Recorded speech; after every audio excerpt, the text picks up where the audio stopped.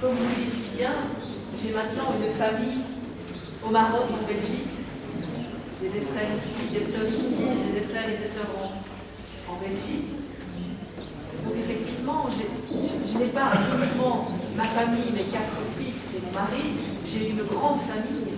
Parce que je reçois pratiquement tous les jours des courriers, des témoignages de gens qui m'ont rencontré, des gens qui ont lu le livre, des gens qui m'ont entendu parler de moi et qui m'ont envie de me connaître. J'essaie toujours, par respect, parce que ce mot est important pour moi, de répondre aux gens. Et tous ces gens qui m'écrivent, eh bien, ce sont tous des gens qui finalement font un peu partie de ma famille. Alors, cette hospitalité qui m'a été offerte grâce à l'écriture, eh bien, elle est justement étroitement liée au fait qu'on devient un peu une grande famille quand on partage des choses. Ce qu'on est en train de partager aujourd'hui, tout ce que je suis en train de vous dire, je ne sais pas ce qui se passe dans votre esprit pour le moment, ni dans votre cœur. J'espère juste que quand vous franchirez cette porte, je ne serai plus tout à fait la main ou le bas. J'espère vraiment de tout mon cœur d'avoir réussi à vous impliquer quelque chose pour que vous puissiez croire en vous, mais croire aussi justement à cette famille et à toutes ces choses qu'on peut vous apporter, pour peu que vous preniez le temps de les écouter et peut-être plus tard de les mettre en pratique, parce que vous avez entendu quelque chose.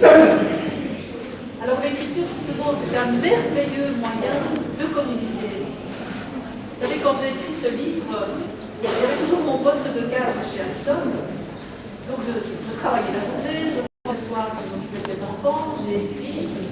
Quand le livre est sorti, voilà, je ne savais pas du tout comment les gens allaient réagir, parce que se dévoiler comme je l'ai fait dans ce livre, sans être connu, en général, des auteurs connus écrivent leur autobiographie, quelqu'un comme moi qui était inconnu. Donc je ne savais pas du tout comment ça allait être reçu. Quand j'ai vu l'enthousiasme, quand j'ai vu qu'il y avait des gens qui avaient envie de me rencontrer, parce que certains, après avoir lu le livre, se disaient « mais c'est pas possible, cette femme n'existe pas, c'est pas possible d'avoir vécu autant de choses et d'aller bien aujourd'hui ». Donc je me suis dit il faut que j'aille, que je vais vraiment bien. J'ai réussi à traverser cette zone de brouillard. Alors j'ai pris une fausse carrière. Depuis le mois de mai, j'ai arrêté mon travail, j'ai mis mon travail, ma carrière professionnelle entre parenthèses, pour aller sur la route, pour venir vous rencontrer aujourd'hui, rencontrer encore d'autres personnes. Les 2 mois que je suis venue au Maroc, j'ai rencontré des gens à Casablanca, à Algérie, j'ai rencontré des gens à Rabat. En Belgique, je vais dans les foyers de femmes battues, je leur parle de mon parcours. Je vais dans les écoles en Belgique. Donc c'était pour moi une vraie mission. C'est d'aller sur le terrain. Donc oui, cette écriture m'a offert l'hospitalité parce que j'ai fait des rencontres formidables depuis que j'ai sorti ce livre. Des rencontres avec le public, des rencontres avec des jeunes qui m'écrivent aujourd'hui et qui me disent « Aujourd'hui, j'ai vraiment envie d'aller au bout de mes études. Hier, je n'y croyais plus, aujourd'hui, j'y crois. » Donc c'est formidable. Donc oui, l'écriture, c'est quelque chose de merveilleux. Et j'espère que dans cette salle, il y a peut-être demain un autre écrivain qui aura envie aussi de raconter son parcours, de partager son expérience avec d'autres. Parce que quand on raconte des choses comme ça, des choses vécues, des choses qui font appel au cœur, je dis toujours dans ce livre, je n'ai pas fait de la littérature, j'ai fait de la littérature parce que j'ai parlé avec mon cœur. Comme l'a dit madame tout à l'heure, ce livre, vous l'avez écrit avec votre sang. Bien oui, vous l'avez écrit avec votre sang. Quand on partage des choses comme ça avec des lecteurs, c'est vraiment ouvrir sa porte et dire voilà, entrez chez moi, venez, installez-vous à ma table, on va prendre le thé ensemble, on va manger dans ce plat, vous savez, ce plat où tout le monde mange autour. Il n'y a pas des assiettes individuelles pour chacun, il y a juste un grand plat au milieu où chacun partage le même repas. Et c'est ça qui est formidable, et c'est ça qui est formidable dans ce pays que j'adore, qui est le Maroc, c'est ce partage. Alors oui, l'écriture, une véritable hospitalité. Et je remercie le Maroc de m'avoir enfin reconnue comme une Marocaine à part entière. On vous remercie d'être présente ce nous n'avons jamais rencontré un écrivain dans notre lycée. Et vraiment, on a l'honneur de vous recevoir. On est très satisfait de vous connaître. Et d'abord, j'aime bien votre foulard, c'est très impressionnant.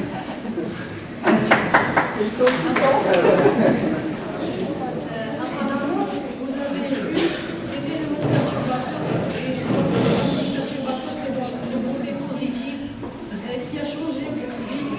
Et nous, dans cette société, on n'a pas cet esprit. Alors, comment avez-vous eu cette idée du changement et comment nous pouvons aboutir nos rêves et voir ce signe qui a changé votre vie? Et je veux rajouter aussi que vous êtes sans doute la source du changement que nous allons avoir, Inch'Allah, dans le futur. Et de partager avec nous votre belle expérience qui nous a motivés à rêver sans limite et à passer au-delà des obstacles et à subir les difficultés et de nous offrir cette belle occasion de rencontrer un écrivain dans notre lycée. J'ai constaté que vous n'avez pas consacré une partie de parler de votre mère et j'aime bien savoir quel est le rôle que votre mère a joué dans votre vie. Est-ce que c'était un rôle positif ou négatif? Merci. Alors le lycée. Ma question, Madame Betty, si vous aurez l'occasion de revenir en arrière ou bien si vous aurez l'occasion de choisir, est-ce que vous allez choisir une enfance paisible et calme ou bien complètement différente de la vôtre ou bien pensez-vous que c'est la souffrance qui va donner des personnes créatives?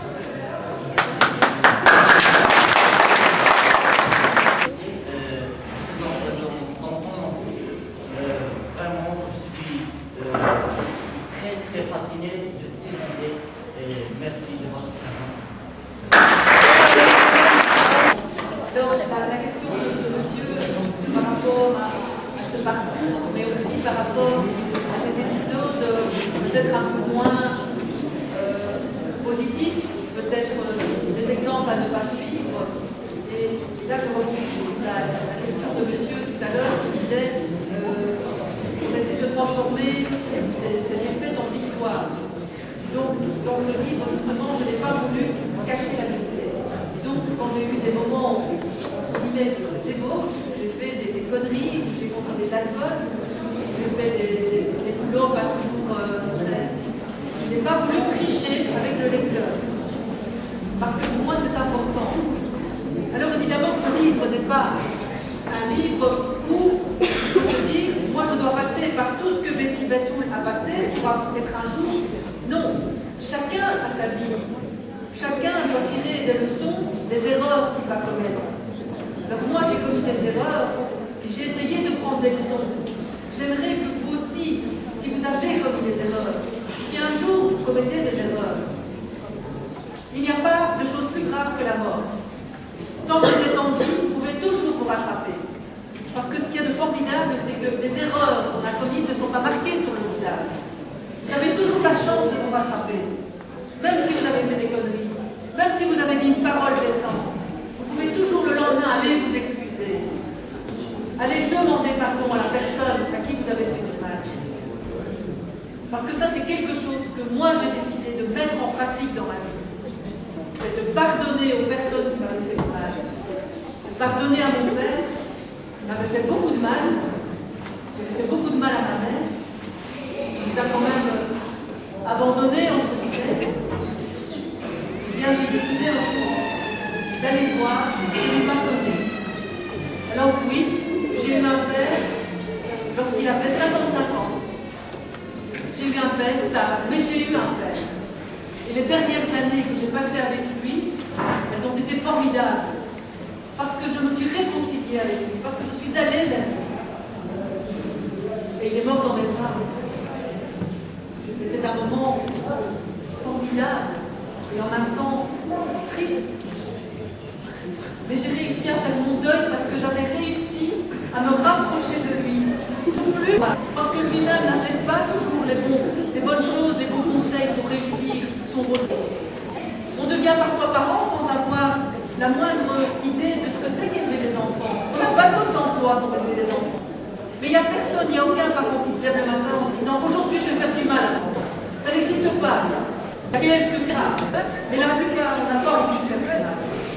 On fait juste des maladresses, on commet des erreurs. Eh bien, c'est savoir être indulgent, pouvoir pardonner ces erreurs. Parce qu'une fois qu'on pardonne et qu'on fait un pas, l'autre il fait deux pas avec vous. Et après, vous avez une relation formidable. Pour répondre à la question de madame, à propos de ma maman, j'ai eu aussi beaucoup de difficultés avec elle. Parce qu'elle aussi n'avait pas eu le bon emploi pour élever les enfants. Et un jour, je me suis très approchée d'elle. Vous savez ce qu'elle a fait quand elle a lu mon livre? Vous savez ce qu'elle a fait? Elle a écrit son histoire aussi, elle m'a répondu. Et elle m'a donné toutes les raisons pourquoi elle n'avait pas toujours été la mère que j'aurais voulu avoir. Essayez de comprendre ce que vos parents ont vécu avant de juger. Parce que ce qu'ils ont vécu, c'est parfois terrible.